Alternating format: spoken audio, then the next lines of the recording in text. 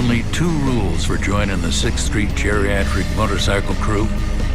First off, both your hips have to be real. And second, you have to love going to church.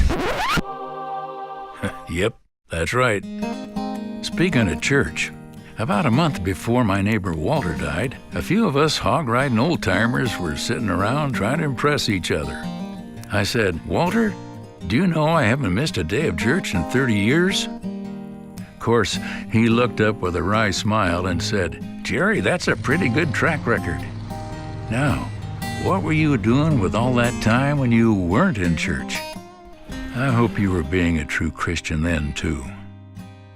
Of course, Walter's gone now, which means of the original motorcycle crew, it's just me and my neighbor Mitchell left. Without Walter, getting ready for our annual road trip just wasn't the same. Oh, we moped around for a bit, trying to figure out how to ride like banshees, all the while honoring Walter's memory. But after a while, an idea came to us. If Walter were here riding with us, what kind of road trip would he want to do? Well, soon enough, we started to figure it out.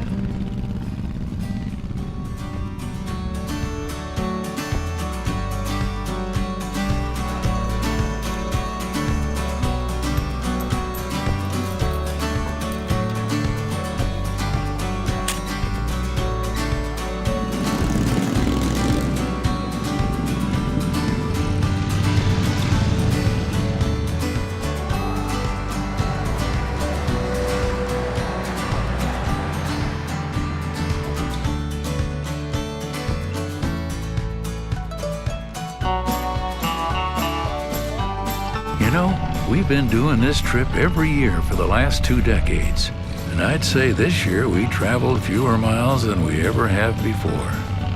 But one thing I learned this time is that sometimes it's the quality of the miles, not the quantity, that counts. You know, we miss old Walter, and I still go to church every single week. But when I'm not at church, I try to remember what he said that night. What were you doing with all that time when you weren't in church?